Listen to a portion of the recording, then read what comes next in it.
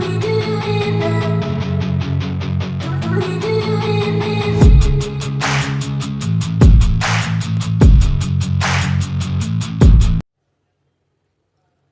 everyone, this is Tariq Anwar.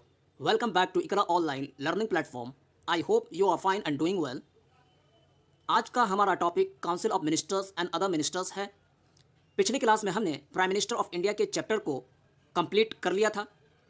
और guys, जब हम प्राइम मिनिस्टर ऑफ इंडिया के उस टॉपिक को डिस्कस कर रहे थे जहाँ पर बात ये चल रही थी कि प्राइम मिनिस्टर ऑफ इंडिया ये काउंसिल ऑफ मिनिस्टर्स के हेड हुआ करते हैं, तो उसी के रिगार्डिंग आज के सेशन में हम काउंसिल ऑफ मिनिस्टर्स से रिलेटेड जितने भी इंपॉर्टेंट टॉपिक्स हो सकते हैं, लाइक कि काउंसिल ऑफ मिनिस्टर्स के क्या रोल्स एंड रिस्पॉन्सिबिलिटीज़ है इंडियन गवर्नमेंट में, तो उन तमाम चीज़ों को आज के सेशन में कवर करेंगे।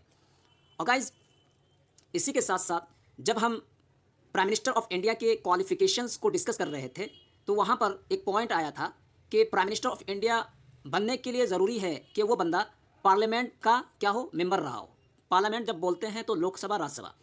तो जो बंदा प्राइम मिनिस्टर ऑफ इंडिया बनना चाहता है तो वो लोकसभा या राज्यसभा में से किसी एक का मेंबर रहा हो। तो इस पॉइंट को मेंशन करने का पर्पस ये है कि जब हम प्राइम मिनिस्टर ऑफ इंडिया के रिगार्डिंग कुछ फैक्ट्स को डिस्कस कर रहे थे तो एक फैक्ट रह गया था, और वो फैक्ट ये है, first prime minister of India who was a member of the Rajya Sabha, कि पहला प्राइम मिनिस्टर ऑफ इंडिया जो कि एक मेंबर था राज्यसभा का, फिर उसके बाद वो प्राइम मिनिस्टर ऑफ इंडिया बना, तो ये इंदिरा गांधी थी।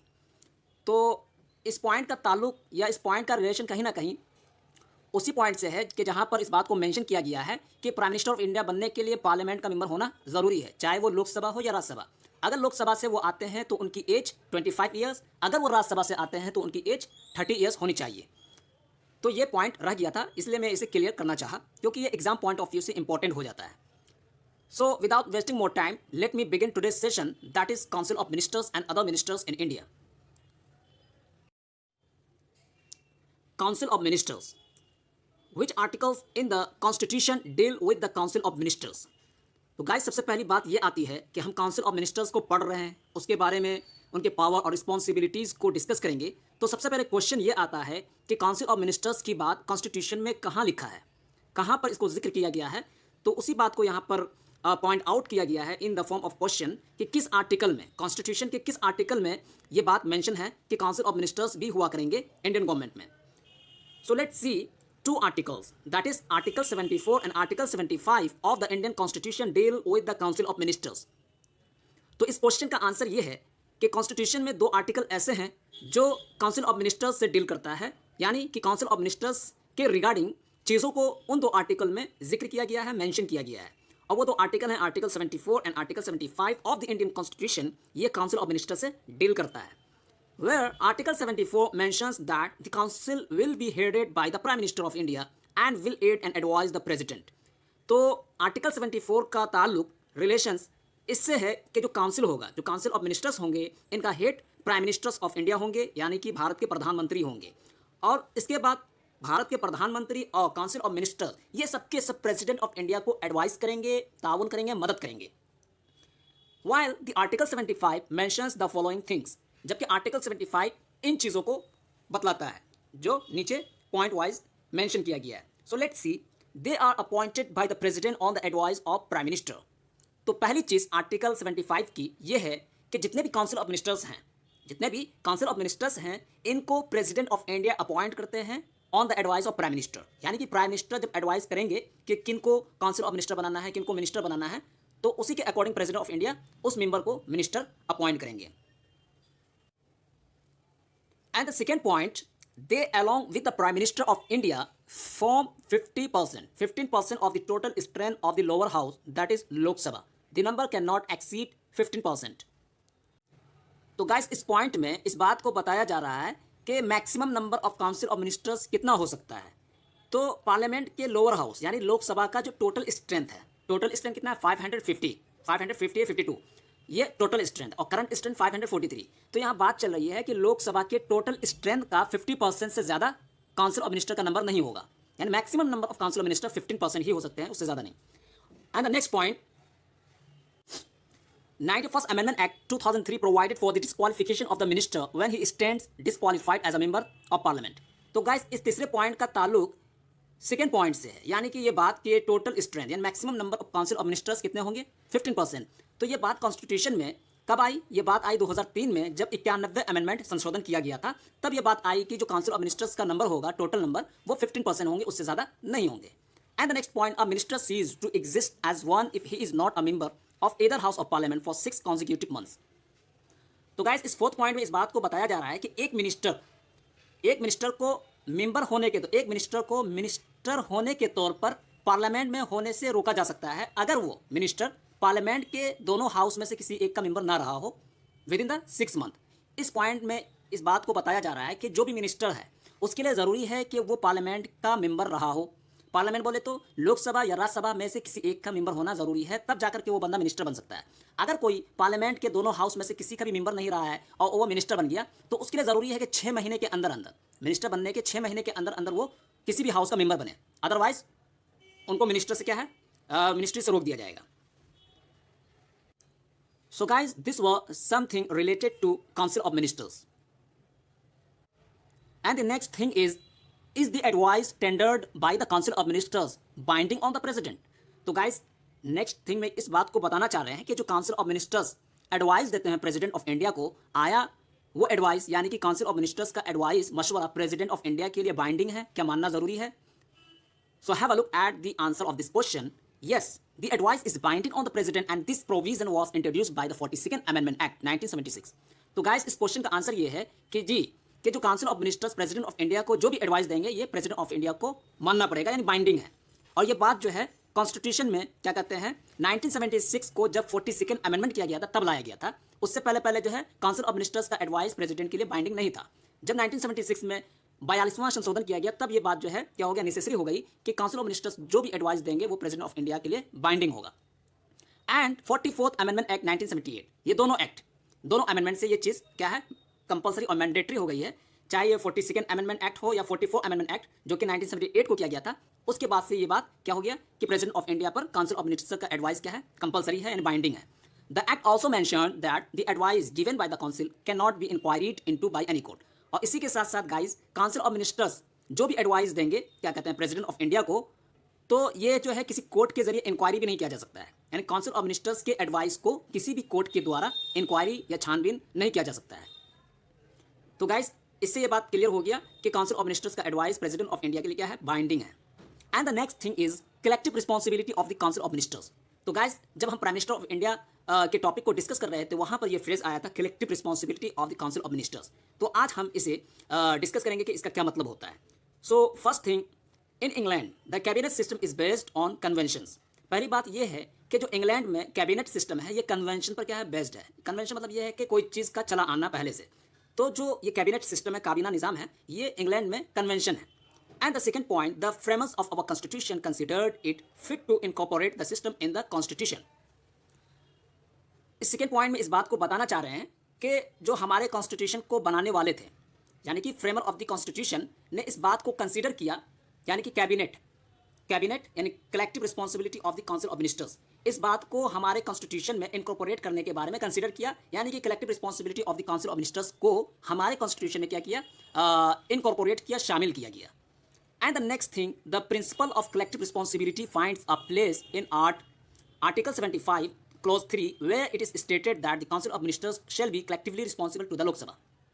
तो गाइस तीसरे पॉइंट में इस बात को बताया जा रहा है कि कलेक्टिव रिस्पॉन्सिबिलिटी का जो प्रिंसिपल्स है, उसूल है, ये आर्टिकल 75 Clause 3 में मेंशन किया गया है। आर्टिकल 75 Clause 3 में इस बात को मेंशन किया गया है, यानी कलेक्टिव रिस्पॉन्सिबिलिटी के प्रिंसिपल को। अब ये क्या है, इट इज स्टेटेड दैट, ये बताया जा रहा है कि जो काउंसिल ऑफ मिनिस्टर्स होंगे, काउंसिल ऑफ मिनिस्टर्स ये लोकसभा को कलेक्टिवली यानी मजमूई तौर पर क्या होंगे, रिस्पॉन्सिबल होंगे। तो गाइस इसमें 3 पॉइंट को बताया गया। पहले पॉइंट ये कि जो ये कैबिनेट सिस्टम है इंग्लैंड में, ये कन्वेंशन है, ऐसा चला आ रहा है। एंड द सेकंड पॉइंट कि इस सिस्टम को, कैबिनेट सिस्टम को हमारे कॉन्स्टिट्यूशन के फ्रेमर ने हमारे कॉन्स्टिट्यूशन में भी क्या किया, इनकॉर्पोरेट किया। और तीसरा पॉइंट ये कि जो कलेक्टिव रिस्पॉन्सिबिलिटी का जो प्रिंसिपल है ये आर्टिकल 75 Clause 3 में मेंशन है, और इसका मतलब ये है कि जो काउंसिल ऑफ मिनिस्टर्स होंगे ये लोकसभा को कलेक्टिवली रिस्पॉन्सिबल होंगे। And the next, in other words, this provision means that a ministry which loses confidence in the Lok Sabha is obliged to resign। तो गाइस कलेक्टिव रिस्पॉन्सिबिलिटी को दूसरे शब्दों में इस तरह से समझ सकते हैं कि इसका मतलब ये है कलेक्टिव रिस्पॉन्सिबिलिटी का कि अगर एक मिनिस्ट्री अगर एक मिनिस्ट्री भी लोकसभा में कॉन्फिडेंस को लूज कर जाती है, यानी कि मेजोरिटी को, अपनी बहुमत को क्या है, लूज कर जाती है लोकसभा में एक मिनिस्ट्री भी, तो उससे सारे के सारे काउंसिल ऑफ मिनिस्टर्स को रिजाइन करना पड़ेगा अलॉन्ग विद प्राइम मिनिस्टर। ये मतलब होता है कलेक्टिव रिस्पॉन्सिबिलिटी। इसके रिगार्डिंग 3 पॉइंट और मेंशन किया गया है। So let's see. The lose of confidence is expressed by rejecting a money bill और फाइनेंस बिल और any other important policy measure. तो कलेक्टिव रिस्पॉन्सिबिलिटी का मतलब ये भी है कि कॉन्फिडेंस को लूज करना कैसे? मनी बिल को रिजेक्ट करने के जरिए, फाइनेंस बिल या any other important policy measure को अगर कोई मिनिस्ट्री रिजेक्ट कर देती है तो ये समझा जाएगा कि कॉन्फिडेंस लूज हो गया। और जब कॉन्फिडेंस लूज हो जाएगा लोकसभा में तो पूरी मिनिस्ट्री, पूरे काउंसिल ऑफ मिनिस्टर्स को रिजाइन करना पड़ेगा। और इसी के साथ साथ अगर नो कॉन्फिडेंस मोशन को पास कर दिया गया, या मिनिस्ट्री में कॉन्फिडेंस को एक्सप्रेस करने वाले किसी भी मोशन को अगर रिजेक्ट कर देती है मिनिस्ट्री, सरकार, गवर्नमेंट, रूलिंग गवर्नमेंट, तो उससे क्या होगा, पूरा का पूरा council of ministers along with prime minister क्या होगा, रिजाइन करना पड़ेगा। And the next point, when a ministry loses the confidence of the Lok Sabha, the whole of the ministry has to resign, including those ministers who are from the Rajya Sabha. जब एक ministry ने लोकसभा में confidence को loose कर जाती है तो सारे मिनिस्ट्री को इंक्लूडिंग वो मिनिस्टर जो राज्यसभा में है, तो राज्यसभा और इसी के साथ साथ लोकसभा के तो सारे मिनिस्टर को क्या है, रिजाइन करना पड़ेगा, यानी कि सरकार गिर जाएगी। And the next point, the ministers fall and stand together. मतलब यह है कि एक मिनिस्टर के कॉन्फिडेंस को लूज करने से क्या है, सारे के सारे मिनिस्टर क्या हो जाते हैं, फॉल कर जाते हैं। In certain cases the ministry may advise the president to dissolve Lok Sabha and call for fresh elections. और कुछ मखसूस केसेस में, सर्टेन केसेस में मिनिस्ट्री जो है प्रेसिडेंट ऑफ इंडिया से एडवाइस कर सकती है लोकसभा को डिसॉल्व करने के लिए और न्यू इलेक्शन को करने के लिए, यानी न्यू इलेक्शन करने के लिए मिनिस्ट्री प्रेसिडेंट ऑफ इंडिया को एडवाइस कर सकती है कि प्रेसिडेंट ऑफ इंडिया लोकसभा को डिसॉल्व कर दे ताकि 10 से 9 क्या है, नया इलेक्शन किया जाए। तो गाइस ये मतलब था कलेक्टिव रिस्पॉन्सिबिलिटी का। अब हम यहाँ से देखेंगे कि मिनिस्ट्री के कितने प्रकार होते हैं, क्योंकि मिनिस्ट्री भी क्या है, डिफरेंट काइंड के क्या होते हैं, मिनिस्टर्स होते हैं। तो अब हम उसको डिस्कस करेंगे, types of ministers. So the Indian Constitution does not recognize ministers in 2 ranks. However, in practice seen in India. तो गाइस जहाँ तक बात है मिनिस्टर्स के प्रकार का, मिनिस्टर्स के टाइप्स का, तो ऐसी कोई चीज़ इंडियन कॉन्स्टिट्यूशन में जिक्र नहीं की गई है, या कॉन्स्टिट्यूशन ऑफ इंडिया मिनिस्ट्रीज को कैटेगरीज में, रैंक्स में रिकॉग्नाइज नहीं किया है, कैटेगराइज नहीं किया है। मगर ये प्रैक्टिस है, ये कन्वेंशन है इंडियन पार्लियामेंट का, ऐसा होता आ रहा है। तो उसके बेसिस पर मिनिस्ट्री के 4 प्रकार हैं, 4 टाइप्स ऑफ मिनिस्टर्स हैं। सो let's C. So first type of ministers is cabinet ministers. पहला प्रकार है cabinet ministers. So let's C. He is present and participates in every meeting of the cabinet. जो cabinet ministers होते हैं ये cabinet के हर meeting में पार्टिसिपेट करते हैं, प्रेजेंट रहते हैं। These are the top tier ministers holding important individual portfolio. और जो ये कैबिनेट मिनिस्टर्स होते हैं ये टॉप टायर मिनिस्टर्स होते हैं जो इंपॉर्टेंट इंडिविजुअल पोर्टफोलियो को होल्ड करते हैं, like defence ministers, foreign affairs. And for proclamation of an emergency under Article 352, the advice must come from the Prime Minister and other ministers of cabinet rank. और guys, जब national emergency लगाया जाता है जो कि under article 352 है, तो वहाँ पर कैबिनेट और इसी के साथ साथ प्राइम मिनिस्टर ऑफ इंडिया का एडवाइस और सलाह लेना बहुत ही ज़रूरी होता है। इसके बगैर जो है president of India national emergency को इन्फोर्स नहीं कर सकते हैं। तो कैबिनेट मिनिस्टर बेसिकली जो है ये प्राइम मिनिस्टर ऑफ इंडिया के साथ हुआ करते हैं, उनके साथ मिलजुल कर काम किया करते हैं, जिसमें से मिनिस्ट्री हो गया, डिफेंस हो गया, होम अफेयर्स हो गया, फॉरेन अफेयर्स हो गया, ये सब क्या बड़ी बड़ी मिनिस्ट्री है जो कैबिनेट मिनिस्टर्स को दिया जाता है। And the second types of ministers, minister of state. Guys minister of state में भी 2 तरह के क्या है मिनिस्टर्स हुआ करते हैं। They can be of 2 types. Minister of state 2 तरह के हो सकते हैं। फर्स्ट, विथ इंडिपेंडेंट और इंडिविजुअल चार्ज और not having individual charge as follows. एक तो वो मिनिस्टर्स होते हैं जो जिनके पास इंडिपेंडेंट और इंडिविजुअल चार्ज होता है, और दूसरा वो होते हैं कि जिनके पास इंडिविजुअल या इंडिपेंडेंट चार्ज नहीं होता है। तो अब हम हर एक को देखते हैं। So first one is the former one is a minister of state who does not work under a cabinet ministers when any matter concerning his department is on the agenda of the cabinet he is invited to attend the meeting. So पहला प्रकार of ministers ये है कि कुछ ministers ऐसे होते हैं जो कैबिनेट मिनिस्टर के अंडर काम नहीं करते हैं, बल्कि उनका अपना पोर्टफोलियो और डिपार्टमेंट होता है, वो अपने पोर्टफोलियो में काम करते हैं, वो किसी कैबिनेट मिनिस्टर के अंडर काम नहीं करते हैं। और इसी के साथ साथ जो इंडिविजुअल चार्ज मिनिस्टर्स होते हैं ये कैबिनेट के हर मीटिंग को भी पार्टिसिपेट या अटेंड नहीं करते हैं। ओनली एंड ओनली उस वक्त वो अटेंड करते हैं जब कोई मैटर उनके डिपार्टमेंट के रिगार्डिंग हो, तब जाकर जो है उन्हें कैबिनेट के मीटिंग में इन्वाइट किया जाता है, तब वो जो है कैबिनेट मीटिंग को अटेंड करते हैं। And the later one is a minister who does not have independent charge of any department and work under a cabinet minister. और दूसरे प्रकार के मिनिस्टर वो होते हैं कि जिनका अपना खुद का पोर्टफोलियो या डिपार्टमेंट नहीं होता है, मगर वो कैबिनेट के अंडर काम करते हैं, कैबिनेट के अंदर काम किया करते हैं। And the work to such minister is allotted by his cabinet minister. तो ये मिनिस्टर का काम या ड्यूटी या रिस्पॉन्सिबिलिटी ये होती है, जो कैबिनेट मिनिस्टर इनको वर्क देंगे वो उसको क्या करेंगे, फुलफिल करेंगे। And next type is deputy minister. He is a minister who work under a cabinet minister और a minister of state with independent charge. तो गाइस तीसरा प्रकार ऑफ मिनिस्टर्स ये है जिसे हम कहते हैं डेप्यूटी मिनिस्टर। तो गाइस डेप्यूटी मिनिस्टर ये कैबिनेट मिनिस्टर और मिनिस्टर ऑफ स्टेट जिनका अपना इंडिपेंडेंट चार्ज होता है उसके अंडर ये काम करते हैं, और इसी के साथ साथ his work is allotted by the minister under home he is working. और डेप्यूटी मिनिस्टर जिस मिनिस्टर के अंडर, चाहे वो कैबिनेट मिनिस्टर हो चाहे मिनिस्टर ऑफ स्टेट, जिसके अंडर भी वो काम कर रहे हो, जो भी यानी कि मिनिस्टर ऑफ स्टेट या कैबिनेट मिनिस्टर उनको काम देंगे उसको वो करेंगे। तो ये था डेप्यूटी मिनिस्टर। तो गाइस ये तीन तरह के मिनिस्टर होते हैं। पहला हमने देखा कैबिनेट मिनिस्टर, जो कि टॉप टायर मिनिस्टर होते हैं जिनके पास इंपॉर्टेंट पोर्टफोलियो होता है लाइक डिफेंस, फॉरेन अफेयर्स। और इसके अलावा फिर क्या है, मिनिस्टर ऑफ स्टेट। फिर इसमें भी दो टाइप हैं, एक वो मिनिस्टर होते हैं जिनके पास अपना इंडिविजुअल इंडिपेंडेंट चार्ज होता है, जो कैबिनेट के अंडर काम नहीं करते हैं, और इसी के साथ साथ ये कैबिनेट के हर मीटिंग को भी अटेंड नहीं करते हैं, सिर्फ उसी मीटिंग को अटेंड करते हैं जब मैटर उनके डिपार्टमेंट उनके पोर्टफोलियो से रिलेट करता हो। फिर दूसरा टाइप ये देखा कि कुछ मिनिस्टर ऐसे होते हैं जो कैबिनेट मिनिस्टर के अंडर काम करते हैं, उनका अपना इंडिपेंडेंट चार्ज नहीं होता है, कैबिनेट मिनिस्टर जो काम देते हैं वो उसको करते हैं। फिर तीसरा प्रकार हुआ डेप्यूटी मिनिस्टर, जो कैबिनेट मिनिस्टर और मिनिस्टर ऑफ स्टेट के अंडर काम करते हैं, और जो कैबिनेट मिनिस्टर और मिनिस्टर ऑफ स्टेट उनको काम देते हैं उसको फुलफिल करते हैं। तो ये तीन तरह के मिनिस्टर हुआ करते हैं। तो गाइज आज का टॉपिक यहीं पर एंड होता है। आज के सेशन में हमने इन तमाम चीज़ों को डिस्कस किया। पहला ये कि काउंसिल ऑफ मिनिस्टर्स के रोल्स एंड रिस्पॉन्सिबिलिटीज़ क्या हैं, इनको अपॉइंट कौन करता है। लाइक हमने देखा कि president of India council of ministers को क्या करते हैं, अपॉइंट करते हैं। फिर इसके अलावा हमने देखा जो total number of council of ministers होंगे वो 15% होंगे, इससे ज़्यादा नहीं होगा, और ये 15% विद रिस्पेक्ट टू लोकसभा। फिर इसके अलावा हमने देखा कि जो 15% का कॉन्सेप्ट ये 91st अमेंडमेंट 2003 के जरिए कॉन्स्टिट्यूशन में इनकॉर्पोरेट किया गया।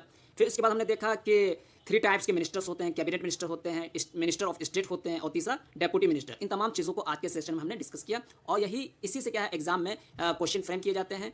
तो आज हम यहीं पर अपने सेशन को एंड करते हैं। नेक्स्ट वीडियो में हम स्टेट लेवल की चीज़ों को डिस्कस करेंगे लाइक विधानसभा, विधान परिषद। तो तब तक के लिए टेक केयर, वीडियो को लाइक, शेयर और सब्सक्राइब करें। Thank you very much, bye bye.